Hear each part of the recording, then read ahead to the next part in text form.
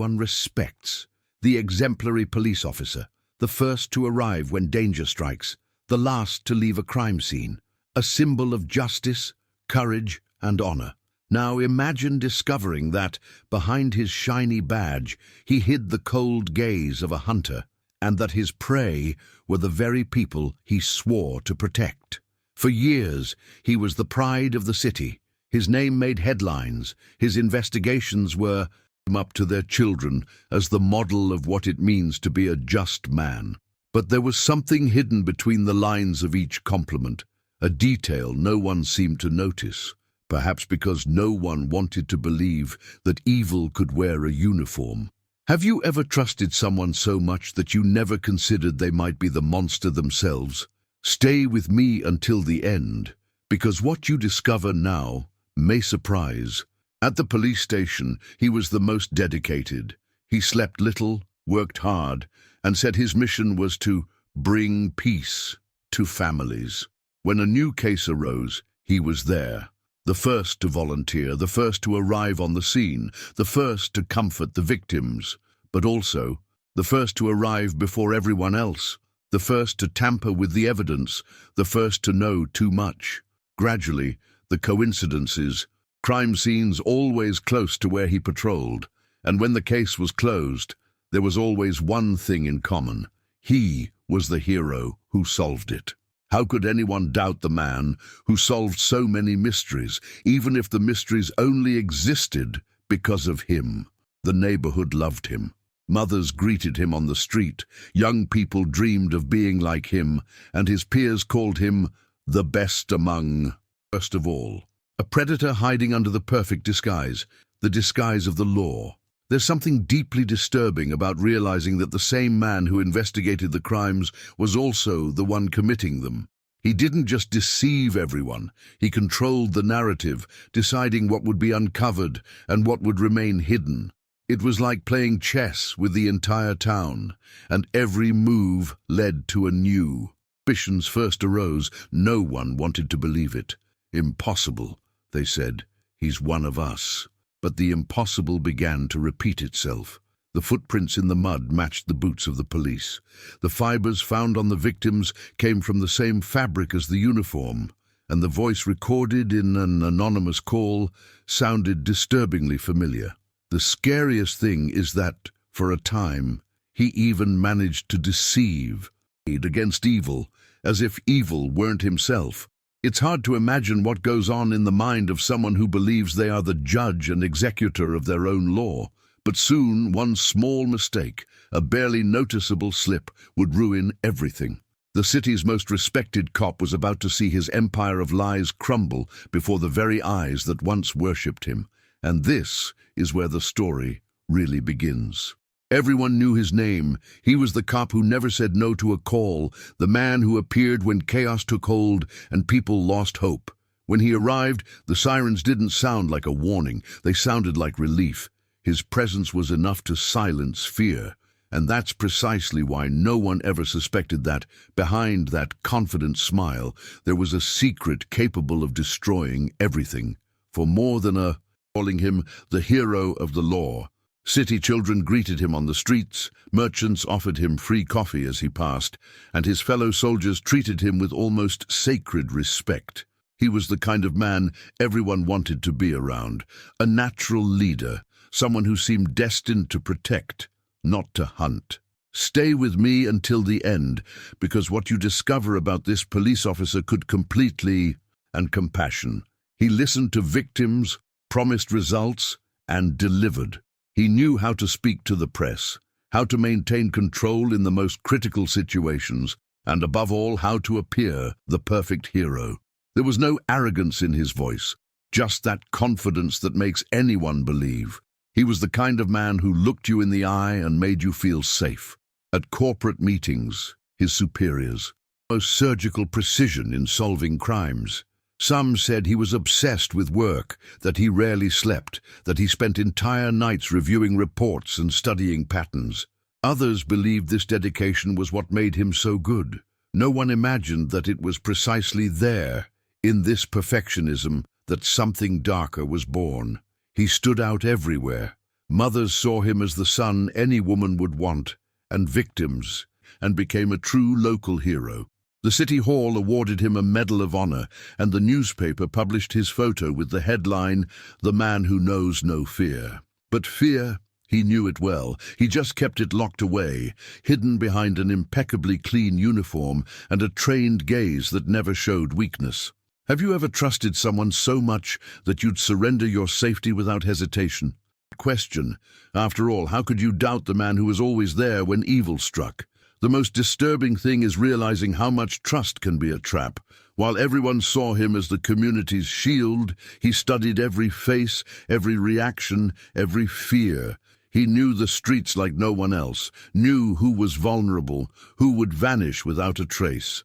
It was as if fate had placed him in the perfect time, transformed him into a living legend. In newspapers, on the radio, and in bar conversations, he was the symbol of order in times of chaos. But heroes also tire of being idolized. And behind the applause, something silent began to grow, a morbid curiosity, an impulse that even he seemed to not fully understand.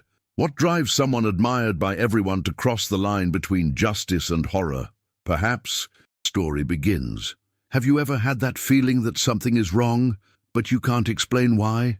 That's how some began to feel around him.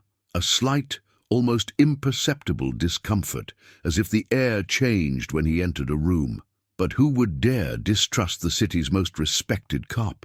He was the man who solved what no one else could, the one who arrived first at crime scenes and always left with ready. Something no one could name. The first shadows began subtly, small coincidences that at first seemed like nothing. A case closed too quickly, a piece of evidence lost without explanation, a witness who, days after giving testimony, mysteriously disappeared. All of this could have been just bad luck, carelessness, or chance, but what if it wasn't? Stay with me until the end, because what you'll discover, he wouldn't let anyone near the reports he was writing, and it was common to see him returning to crime scenes alone, even after the case was closed. He said it was just in case, that he liked to make sure nothing had been forgotten. But was he returning to investigate, or to cover his tracks? The victims, curiously, seemed to have something in common. They were always isolated individuals, without. Cases had one thing in common. He was on duty the night they disappeared. When the patrol cars were analyzed, his name was there, always. And yet, no one dared question it. After all, who would suspect the man who solved everything? A young investigator once commented that he found it strange how the sergeant seemed to know too much. He described details about the victims that hadn't yet been released, and intuition was something he truly seemed to have, or maybe it was just memory. Have you ever experienced this? That feeling that everyone is seeing the same thing, but chooses to ignore it because admitting it would be scarier than continuing to believe it. This is how the city lived for months, or maybe years, without realizing that the threat didn't come from outside. It was inside the police station. Colleagues, poorly delivered jokes, suspicious looks. One officer mentioned seeing him near a crime scene hours before the incident was reported. Another said he heard his name mentioned by a witness, who later retracted their statement. And one night, a prosecutor noticed that some evidence had disappeared from the file. None of these facts, taken in isolation, seemed serious. But together, they began to form a pattern. Smiled, everyone breathed a sigh of relief. But there was something in his eyes, a cold, almost rehearsed calm, that began to bother those who paid too much attention. It was the kind of look you never forget, the kind of look of someone who observes the world like a chessboard. The town was slowly beginning to lose its innocence. People didn't know it yet, but trust was about to crumble. What seemed, because sometimes evil doesn't scream, it whispers. And when everyone thinks they're safe, that's exactly when it acts.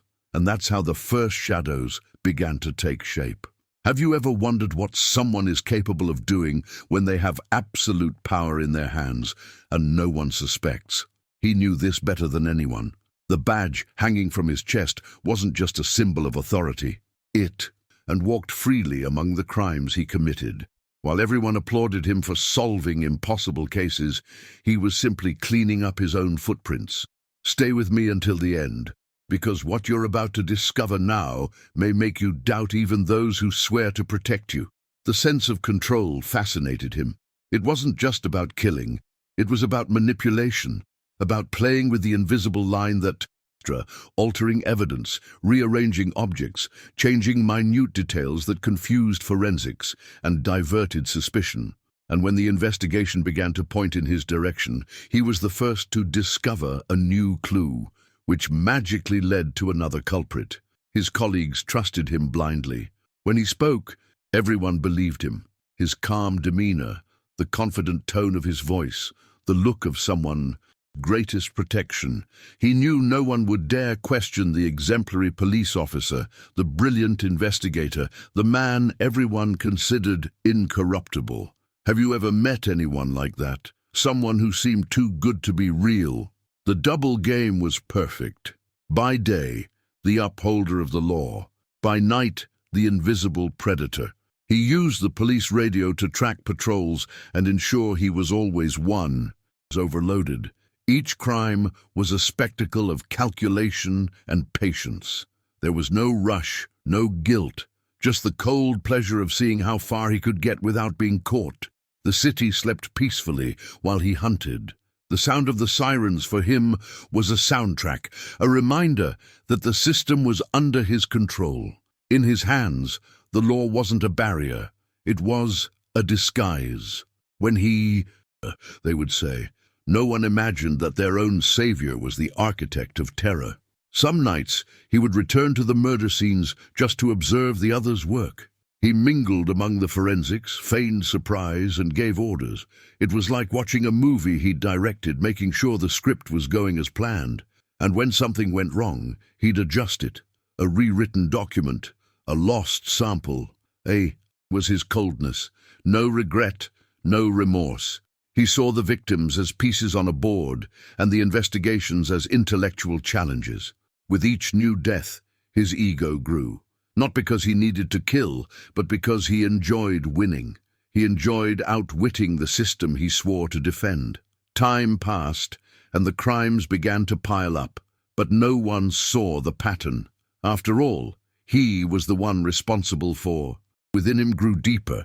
He was a hunter with a license to investigate, a killer with a badge. And the more they trusted him, the easier it became to continue the game.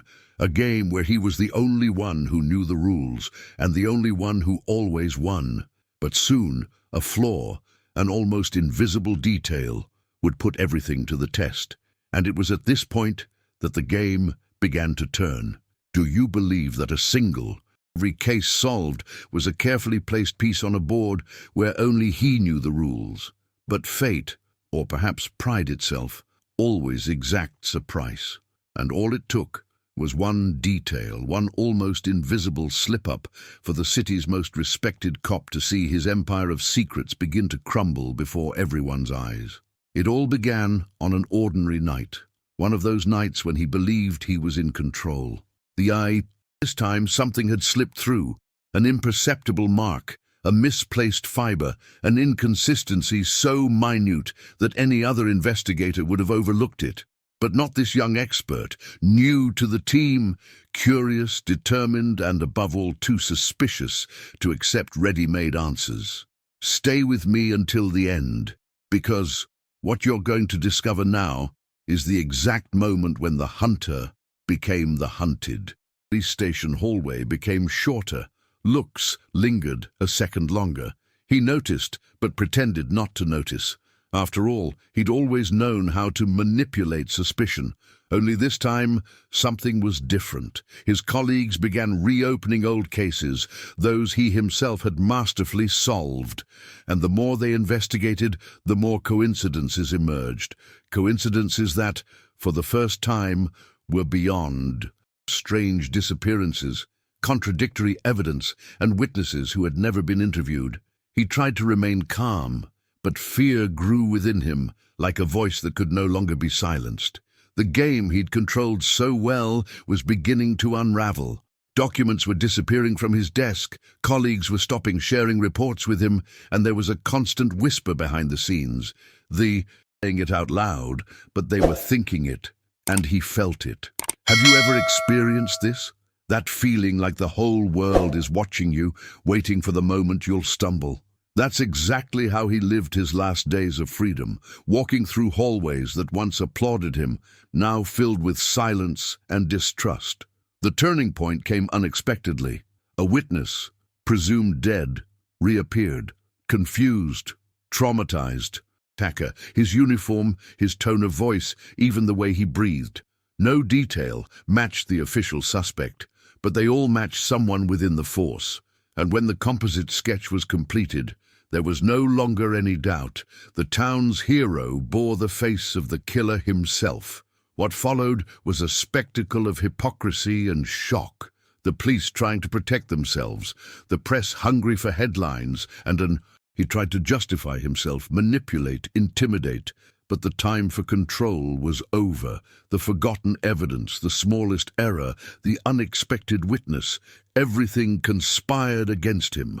The man who had for so long toyed with the truth was now its prisoner, and as the masks fell, what lay beneath was more monstrous than anyone could have imagined. But the most impressive thing was yet to come. Have you ever wondered what goes on in the mind of someone who thinks they are above the law? For years, he wore his uniform like a shield, believing it gave him the right to decide who deserved to live and who should disappear. But behind the authority, the firm voice and the look of accomplishment lay something much darker, a sick conviction that he wasn't just a cop. He was the judge, the executioner. What you're about to discover will perhaps change the way you view power, justice, and what happens when a man loses the ability to distinguish good from evil. According to records and later interviews, he never showed any remorse. Instead, he spoke with an almost pedagogical calm about each of his crimes. It was as if he were explaining a technical procedure, not describing murders. Some psychologists who evaluated him, others believed there was something more, an unshakable belief that his actions were a form of moral purification. He saw the world as a place divided between those who deserved to be saved and those who should be eliminated.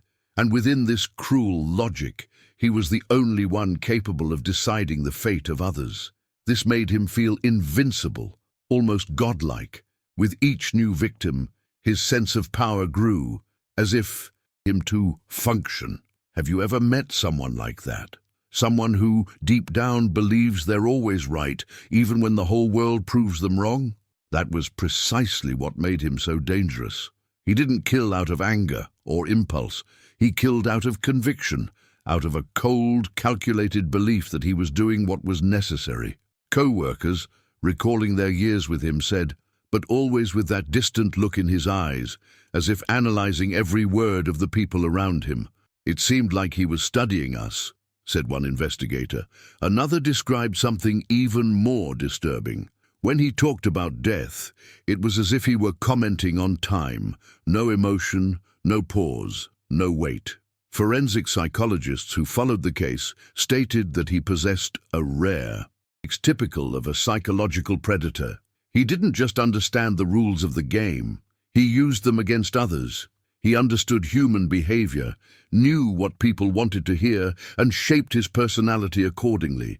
To some, he was the exemplary colleague. To others, the hero.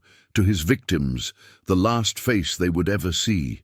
In analysis sessions, he even said he didn't see his actions as crimes, but as, "I cleaned up what no one had the courage to face," he declared. This phrase alone sums up the arrogance that underpinned his mental universe, the certainty that evil was outside when, in fact, it had always been within him. What most impressed those who listened to him wasn't just the content of his words, it was the tone, the serenity, the coolness, the conviction. It was like listening to someone, Phil, but something inside him began to crack. And when the masks finally fell, the man who believed himself to be God had to face something he never knew how to handle, the truth. And that's precisely where the story takes a new turn. Have you ever thought about what happens to a city when the truth tears the veil of trust? For years, that police officer was the pillar of security, the symbol of a family. But when the mask fell, nothing remained standing. The name that once inspired respect began to send chills down the spine. The same uniform that represented protection became the reminder of a nightmare no one wanted to remember. Stay with me until the end, because what you're about to discover isn't just the story of one killer. It's a portrait of an entire city broken by fear. The E's wept in front of the cameras, and every household had the same question echoing in the air. How did we miss it? The answer was simple and painful, because no one wants to believe that evil could wear the same uniform as those sworn to protect us. Residents became suspicious of everything. Patrols, once a symbol of security, now provoked silence and closed doors.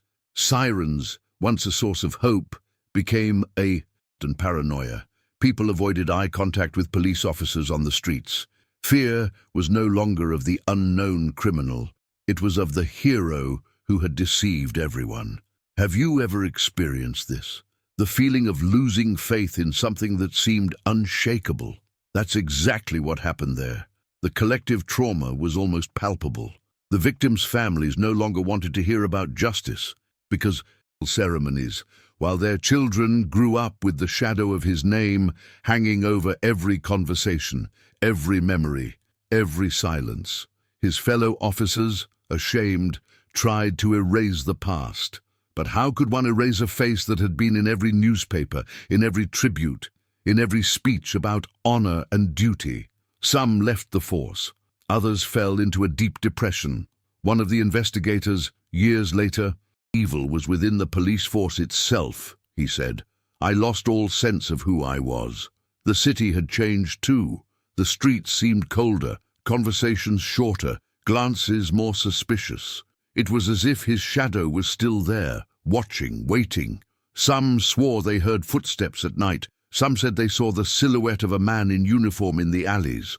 Perhaps it was just collective fear taking shape, or turned the tragedy into a sensational headline, but no one wanted to hear more, because that story wasn't just about a murderer. It was about betrayed trust, about human fragility in the face of authority, and about the price of trusting too much in those who seem perfect. To this day, his name is avoided in conversation. In official records, there is an uncomfortable silence, a page stained with shame. The crime, that the real damage wasn't caused by the deaths, but by what came after. Because when the protector becomes the predator, something within a society is broken forever. And that's exactly what happened there. And that's exactly what happened there. An entire city learned in the most painful way possible that trust is fragile, and when broken, the sound echoes for generations. People went on with their time. A new police officer knocked on the door. Mothers hesitated before opening it.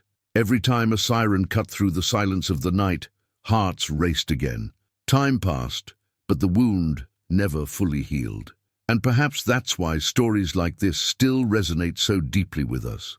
Because in the end, we're not just talking about crimes, but about trust, humanity, and how vulnerable we are when we trust.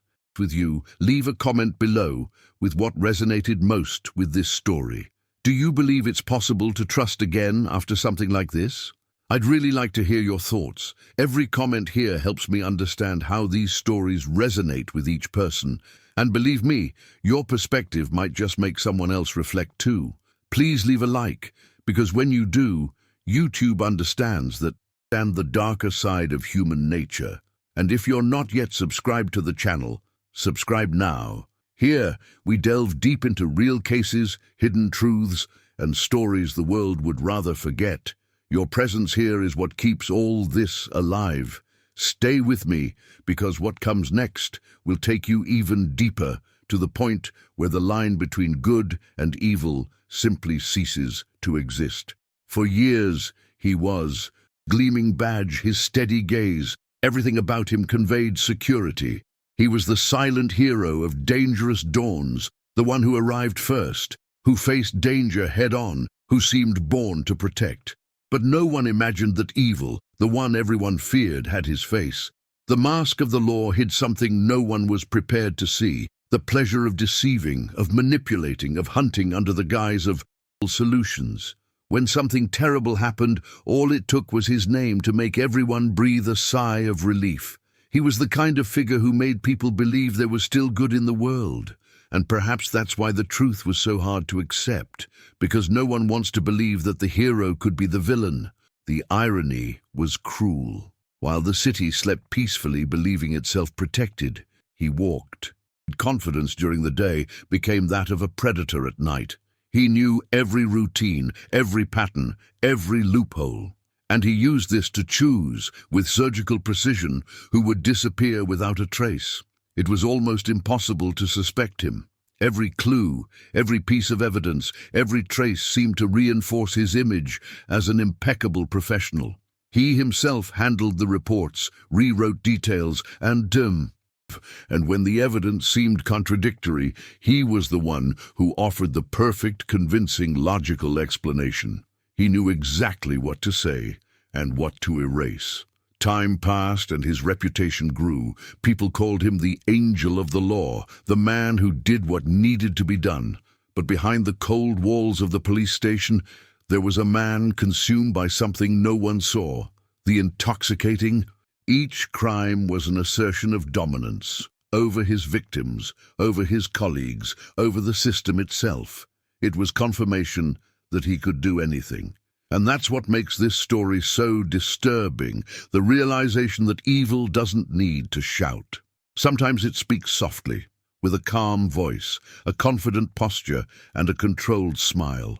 It blends into the routine, signs documents, gives interviews. In broad daylight, the city believed in him as one who believes in the truth, and he used it as fuel. Each applause was a silent confession that his disguise worked. Each new victim was a reminder that no one could outdo him. He fed on the collective naivete, and this made him all the more dangerous. Now, I want to go even deeper into this subject, because this case isn't just about a killer. It's about those in the shadows, when power knows no bounds. He started out like many, someone who believed he was doing the right thing.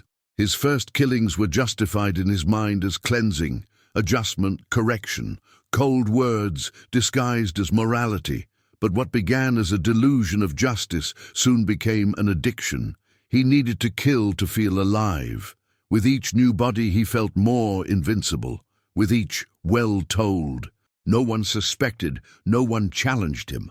The system he represented protected him, and within this game of appearances he convinced himself he was different, superior, predestined, an instrument of destiny, as he liked to say. But there was something even more frightening. He didn't just deceive others, he believed his own lies. The line between truth and fiction dissolved within his mind until there was no editor. A man torn between two roles that fed off each other. Time, however, has a relentless way of revealing what's hidden. Small details began to slip away, tiny traces that betrayed the truth. An error in a report, a contradiction in a statement, a memory that didn't match reality. And as these fragments began to come together, the hero's myth began to crumble. The most shocking thing is realizing questioned perfection. But who would dare? The entire city lived under that man's spell. Even those who suspected preferred silence to disillusionment. This is the bitterest part of the story, the fear of seeing the truth. Because when evil hides behind the law, the first instinct isn't to confront it, it's to deny its existence. And perhaps that's why, even after everything, many still prefer to distorted reflection of a system that creates monsters and then pretends not to recognize them. Because what destroys a city is not the crime itself. It's the lost trust, the stolen innocence, the certainty that sometimes those who should protect are the ones who make the most blood. Comment there. That makes sense to me. He was the kind of man who made people believe there was still good in the world. The police, justice, and delivered. The kind of person who seemed born to protect. When he walked the streets, eyes turned, not out of fear, but out of admiration. His presence carried a kind of calm, almost paternal authority. Children called him your good cop. Shopkeepers smiled when they saw him enter, and even criminals respected him. He was the balance between strength and calm, between duty and medals, promotions, decorations, newspaper articles. He was the pride of the force, always in impeccable uniform, with a firm gaze and a confident voice. His colleagues described him as the epitome of what it meant to be a true lawman. If everyone were like him, they said, the world would be a better place. There was something almost inspiring about his discipline, the way he faced danger, or chose not to. During his investigations, he was meticulous, the kind who didn't miss a single detail. While others searched for culprits, he sought logic. And perhaps that's why, when the first anomalies began to emerge, no one dared suspect him. How could anyone distrust a man who always delivered results, who was always there, solving what seemed impossible? He was the kind of person who inspired trust. It wasn't just his competence, it was the way he made people feel. He had a rare gift, understanding what each person needed to hear, a talent for empathy, an almost theatrical sensitivity for role-playing. He knew when to be firm, when to be gentle, when to show anger, and when to appear vulnerable. This ability to read people was his true power, and he used it masterfully. Over time, this sensitivity, and it fascinated him. The trust of others became fuel. He didn't need force to dominate. A smile, a look, a word spoken in the right tone was enough. It was the kind of power that corrupts from within, slowly, silently. And when power finds someone who has never been questioned, the danger ceases to be external. It arises within. It was easy to like him. It was easy to believe that this man was the extra shifts, visited schools to talk about safety. In photographs, his smile looked genuine, and perhaps for a time it actually was. Because every predator knows that before attacking, they need to appear harmless. The awards he accumulated were a reflection of the system that fed him. Each polished medal was confirmation that he was on the right path. Public recognition served as an anesthetic. He truly was. This is how the most dangerous illusions are born, when the lie is told so many times that it becomes the truth. The frightening thing is that he believed it. In his mind, he was the only one capable of bringing order to a corrupt world. He didn't see his actions as deviations, but as part of a greater mission. Pride blinded him, arrogance sustained him, and public adoration kept him. Peers treated him like a living legend. There was always someone willing to defend him, even when small rumors surfaced.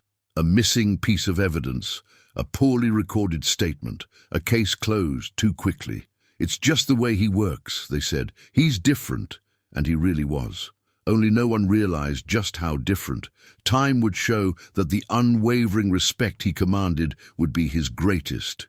Saves the day, and that's how he created the perfect fortress, built on everyone's trust. But every fortress has a crack, and his began almost imperceptibly. An incongruity here, a doubt there, a look that took too long to hold. Small signs that perfection might not be as solid as it seemed. He skillfully disguised them, turning every question into an opportunity to reassert his authority. He was a master of. This ability would become his curse, because the greater the illusion, the harder it is to sustain the role. And in his case, the role of hero began to weigh heavily. The nights became longer, the silences denser. What once made him feel powerful began to consume everything around him. Still, he carried on, with the same smile, the same tone of voice, the same carefully chosen words. He knew that as long as it finds a way, and once it's in, it never leaves. Comment: I'm on this journey too. At first, no one understood anything. He was the same as always, polite, helpful, efficient. He greeted everyone with that familiar half-smile, resolved issues with an irritating calm, and seemed to know more than he should about each case. But little by little, small cracks began to appear in this perfect image. Subtle, almost. A report delivered late, a statement missing from the file, a patrol off course, details that made no sense in isolation, but together formed something unsettling. The first to notice were his closest colleagues. One of them, Officer Morales, quietly commented that something was wrong with the latest forensic reports. The information didn't match what he remembered from the crime scene. A was simply gone. Morales considered mentioning it to the sergeant, but the sergeant was him, so he swallowed his discomfort. No one in their right mind would place the corporation's hero under suspicion. Now I want to delve even deeper into this subject, because this is where the story shifts in tone and admiration begins to give way to doubt. What separates a respected man from these silences perfectly. When a new crime occurred, a woman missing on the outskirts of town, he was the first to volunteer to investigate. As always, he arrived before everyone else, cordoned off the area, and coordinated the search with almost theatrical precision. He seemed to know exactly where to look, and strangest of all, he seemed to know what not to find. Anything that could implicate him simply. Another case solved, they said. But in reality, it hadn't been solved. It had been buried. Over time, coincidences began to repeat themselves. Victims with similar profiles, young, lonely, often on the fringes of society. No one had enough power to make a fuss. Disappearances occurred in remote areas, without cameras, without witnesses. And the pattern was the same type of mark, the same time. Some colleagues began to joke, saying he was the magnet of mystery. Others called him the man fate chose, and he laughed, with that look that never revealed anything. A brief, almost studied laugh, the kind of laugh that doesn't respond, just observes. One night, one of the younger researchers decided to review the old files. Something had been bothering him for days, an identical signature on two reports that, theoretically, hadn't been written by the same person.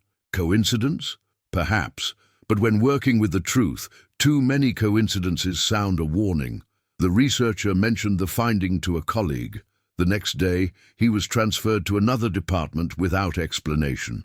This is how fear begins, slowly, discreetly, masked by protocol. No one spoke about him openly, but everyone sensed. Changed. People stopped talking as if his very presence drained the air, and yet when he smiled, everyone forced a smile back, because fear disguised as respect is the quietest form of submission. One night, a woman showed up at the police station, visibly shaken. She said she'd seen something. A police car parked where it shouldn't have been, headlights off, doors ajar. She remembered the vehicle's number. But before filing the report, the officer himself arrived. He spoke with her calmly for a few minutes, and the woman left without signing anything. Later, it was said she'd gotten confused, that she'd mixed things up. No one saw her again. As the months passed, the whispers turned into uncomfortable murmurs. Small, isolated episodes that, on their own, proved nothing, but together painted a chilling picture. A suspect who, something in the evidence room, a recording that was lost in transit. Every mistake, every omission was a missing piece of the puzzle. And all the while, he continued to rise. He won awards, gave interviews, and gave speeches on police ethics. He was invited to lecture at universities, where he spoke about fighting crime with emotional intelligence. The audience gave him a standing ovation.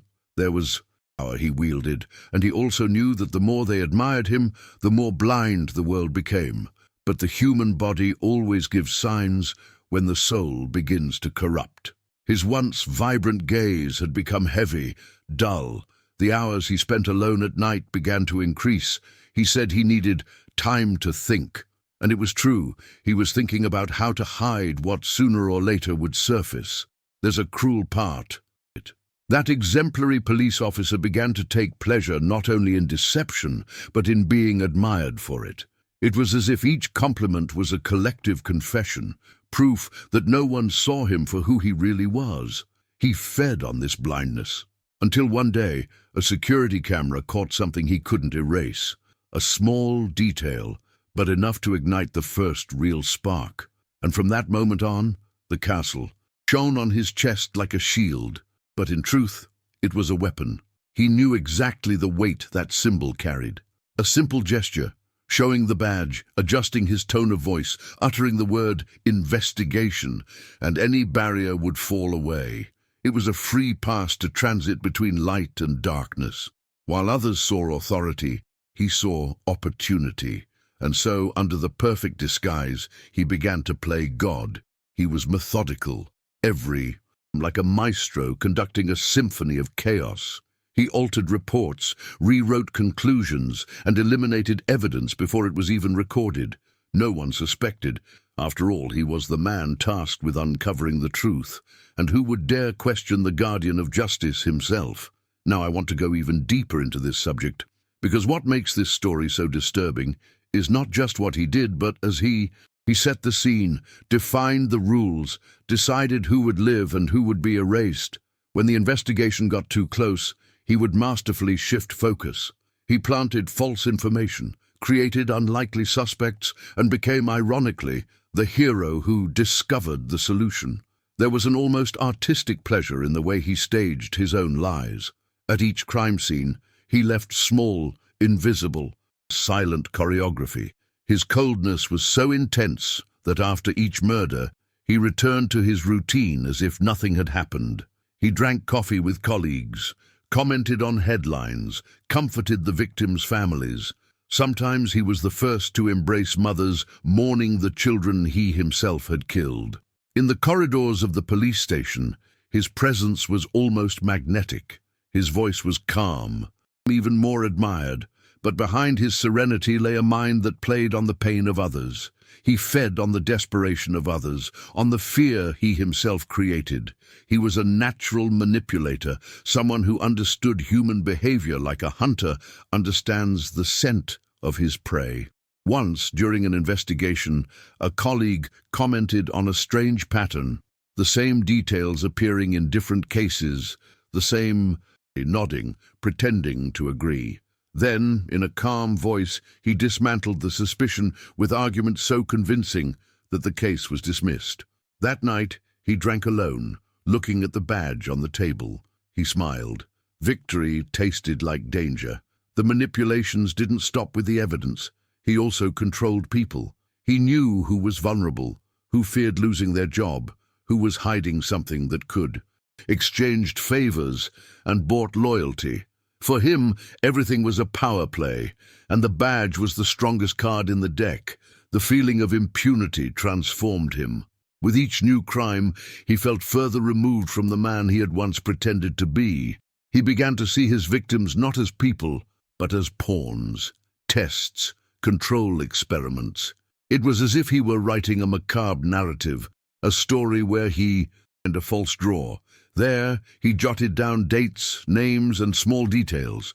They weren't confessions, but memories, symbolic trophies of each act.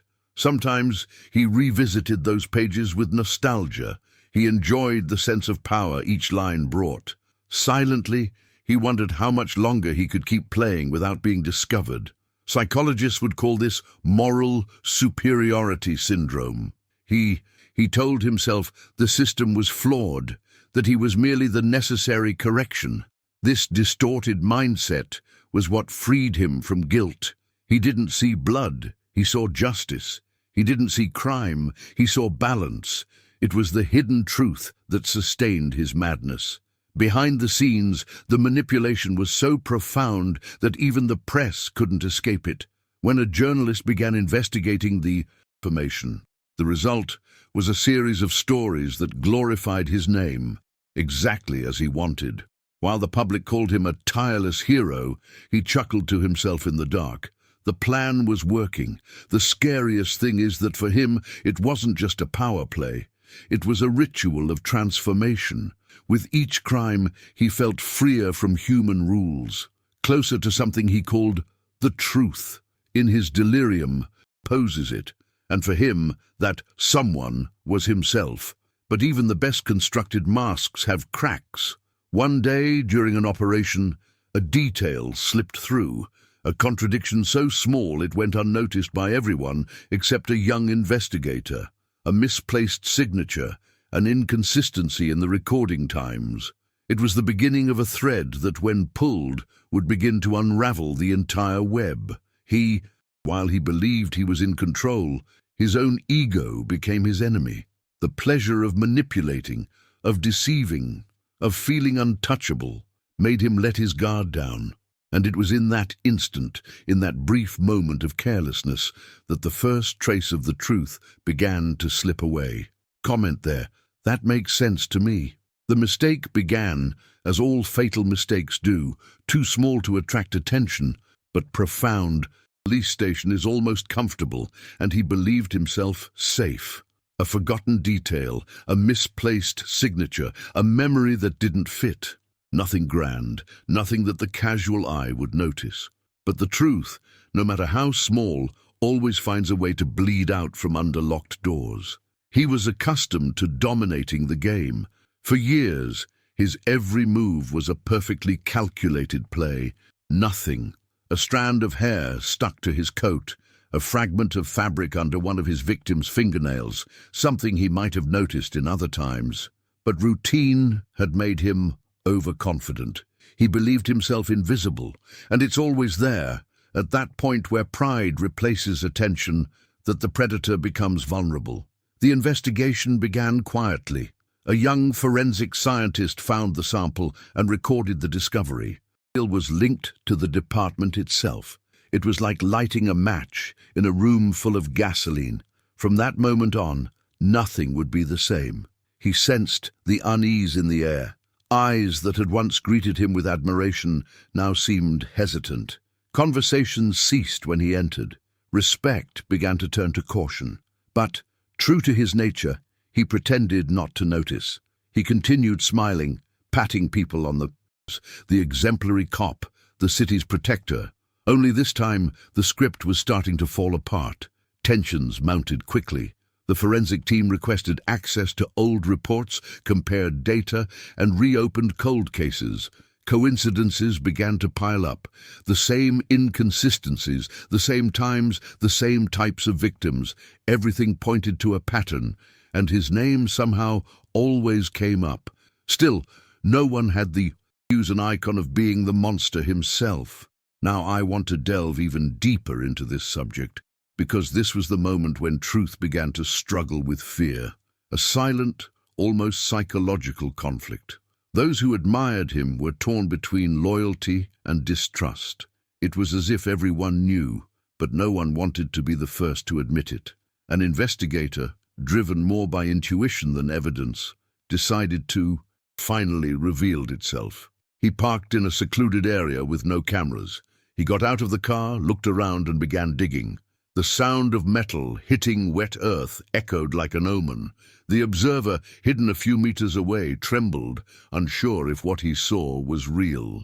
When the shovel hit something solid and the reflection of the plastic shone in the flashlight, the truth stopped being a suspicion and became an influence and a legion of allies willing to protect him, some out of fear, others out of sheer denial.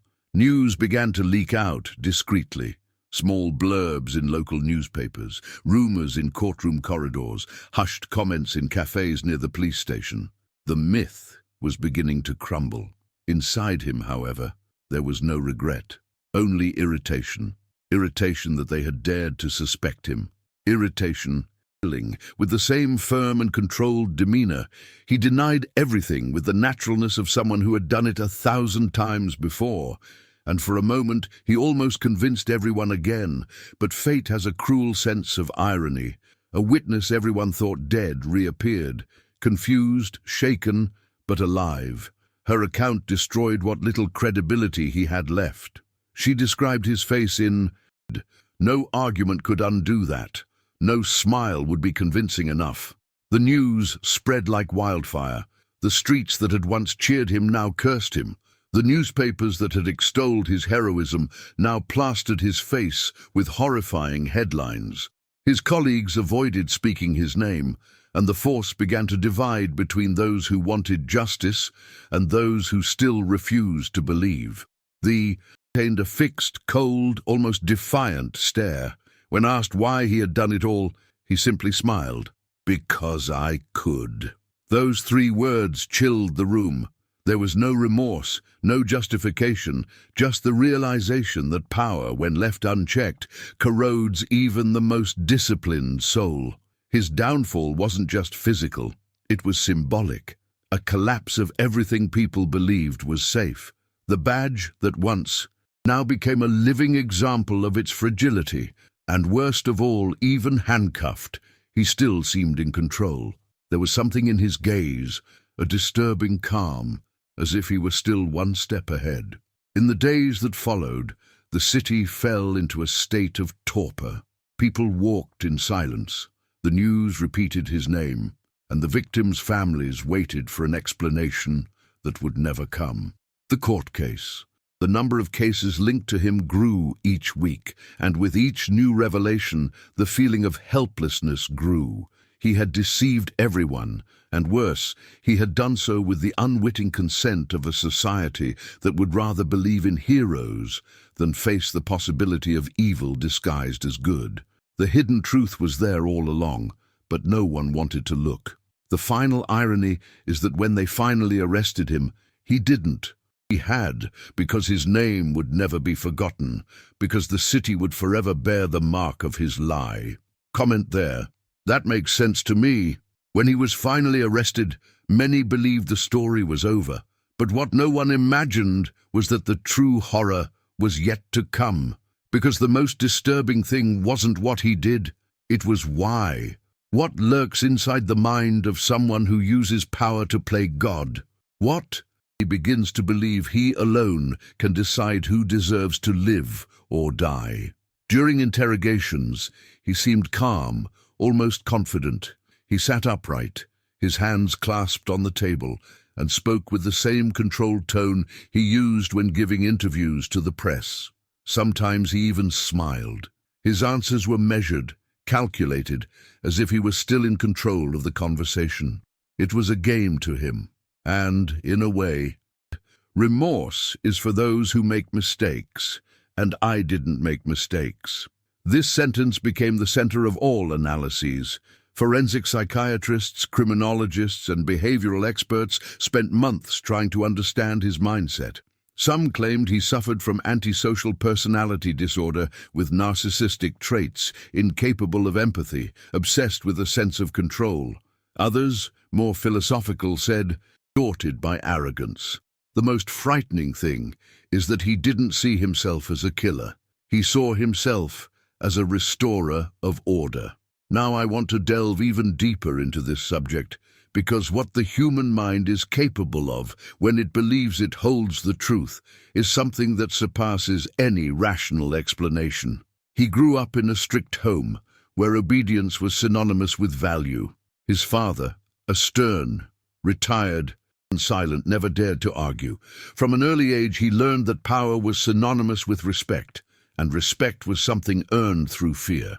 During police training, this mindset became a conviction. While others saw the law as a limitation, he saw it as a tool. He believed that rules existed for the weak, and that only the strong had the ability to interpret them. Behind the scenes, he always seemed one step ahead, observing everything with that uneasy calm of someone who doesn't react, just analyzes. When the first crimes began, experts say he was no longer the same man. The line between duty and obsession had disappeared. He spoke of cleaning up the system, of correcting what the state failed to do. To those who heard him, the speech sounded like a metaphor, a justice, one that didn't depend on laws or judgments, only on his own will.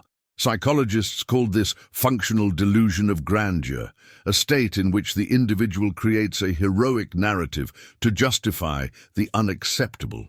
It was his way of shielding himself from guilt, of keeping his ego intact while blood stained his hands.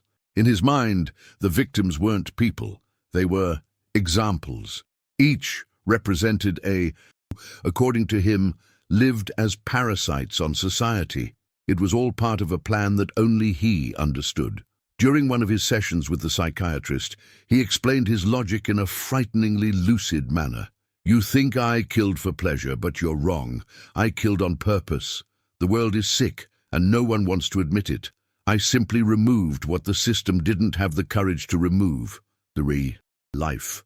There was no trace of insanity in his tone, only conviction. And perhaps that's what made him so dangerous. He truly believed he was doing the right thing. Colleagues who knew him before his fall say that looking back, it all made sense. They remembered how he reacted when someone made a mistake, the look of contempt, the talk about consequences, the way he enjoyed seeing others embarrassed. Said one. He seemed to take pleasure in reminding everyone that he was different. This kind of mentality creates a maze with no way out.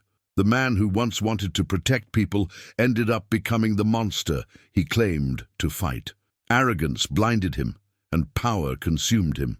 He believed he was building a kind of moral equilibrium, but what he built was an empire of fear. Deep down, he achieved it, just not in the way he imagined.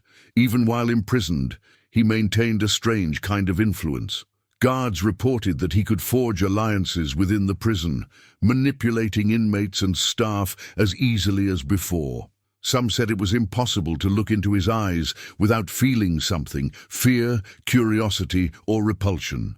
There was something in that gaze that seemed to pierce you. The psychological impact of this case was devastating. The city never saw the police the same way again. The system was questioned and public trust shattered. Social psychologists argue that his true crime was symbolic. He destroyed the belief in protection. He showed that evil can hide in what seems safest. And perhaps that's why his story still troubles so much, because it forces us to face the fact that the hidden, not even at the end. That, somehow, he planned his own capture as part of a final act, a way to immortalize his name, to ensure he would never be forgotten. Perhaps that's an exaggeration. Or perhaps not, because power for him was never just about dominating others. It was about leaving a mark, and the mark remained.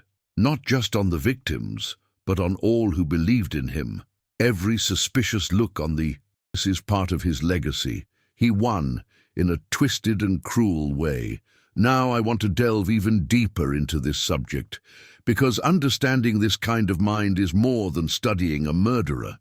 It's looking at our own shadow, that silent part everyone prefers to ignore, the desire for power, the allure of control, the temptation to believe we know what's best for others.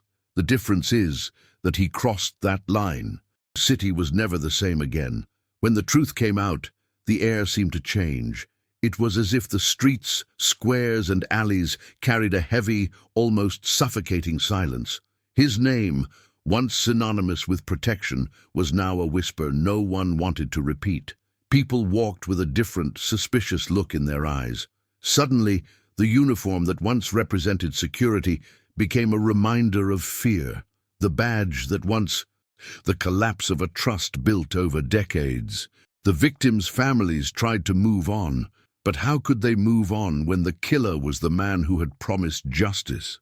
Mothers left flowers in front of the police station, not as a tribute, but as a silent protest. It was their way of saying, "We believed in you, and you destroyed everything." The emotional impact was devastating. Children grew up hearing that mixed fear and anger. The scar he left wasn't just on their families. It was on the entire city. Now I want to delve even deeper into this subject, because what happened there goes beyond a crime. It was a collective transformation, a shift in the mindset of a people. The case revealed the hidden truth about trust. It is fragile, and when it breaks, it takes with it the sense of security. Everyone lived in a state of constant vigilance. People eyed each other with suspicion. A strange neighbor, a new police officer on the street. Any unfamiliar face became a potential threat. The news explored every detail. Headlines screamed words like betrayal, moral corruption, and institutional farce. Psychologists began giving interviews about the collective trauma. They said the fear was no longer of the psychological terror that invaded everyday life, something unseen but felt constantly. Within the force, chaos was silent. Many officers requested transfers. Others, unable to cope with the shame, abandoned their badges. The hierarchy was tarnished, and no one knew how to restore credibility. Some still defended him, saying that something must have corrupted him, as if they wanted to believe he was a victim of a hidden among them, waiting for the right moment to show his true colors. The colleagues who called him friend began revisiting old memories, and suddenly they noticed signs they'd never noticed before.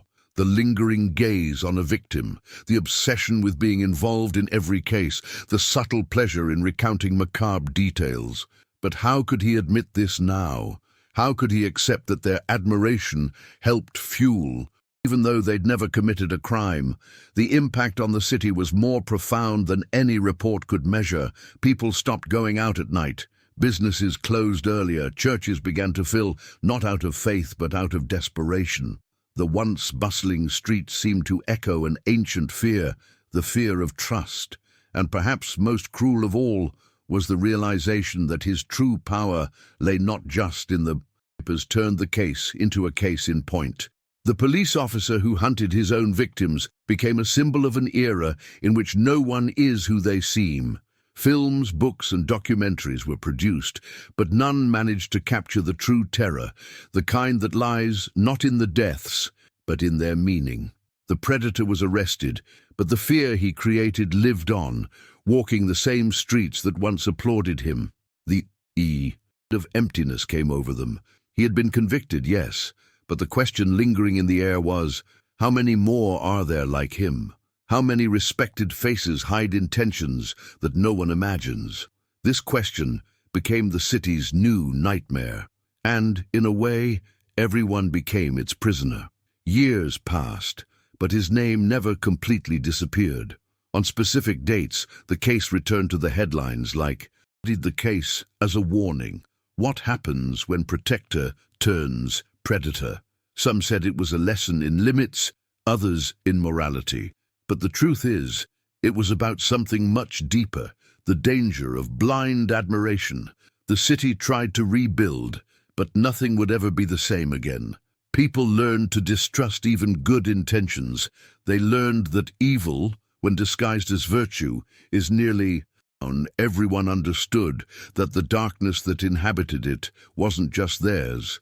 It was human. It was a reflection of what can arise within anyone who believes they have the right to judge others. Some psychologists who followed the case said the greatest damage was not caused by the physical victims, but by the emotional ones. Thousands of people lost something invisible, their faith. And when a community, a number of people who stopped believing in goodness. Now I want to delve even deeper into this topic, because understanding the impact of something like this is realizing how much our collective decisions shape the mindset of an entire generation. Fear changes behaviors, alters values, and redefines priorities. After that incident, people began to seek security not in trust, but in control. And control, like power, in the end, the city didn't need new monsters. It itself became a reflection of the trauma. Houses with higher bars, more closed hearts, harder gazes. The true horror is this, realizing that even imprisoned he continued to win, because his greatest crime wasn't killing people, it was killing innocence. Comment there, that makes sense to me. If you've made it this far, it's because these kinds of stories that make us think about humanity, about power, about the fine line between right and wrong. And that's exactly why this channel exists. So we can delve into these hidden truths together, understand what lies behind appearances, and never look at the world the same way again. So, if this content resonated with you, if it made you reflect or feel something deep down, take advantage and bring here. And also, leave your like.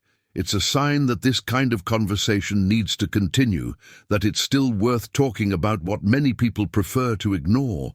Oh, and so I know you stayed with me until the end. Comment, I'm with you until the end. I want to see who really followed this journey until now. There's a video here that complements this topic and will make you think even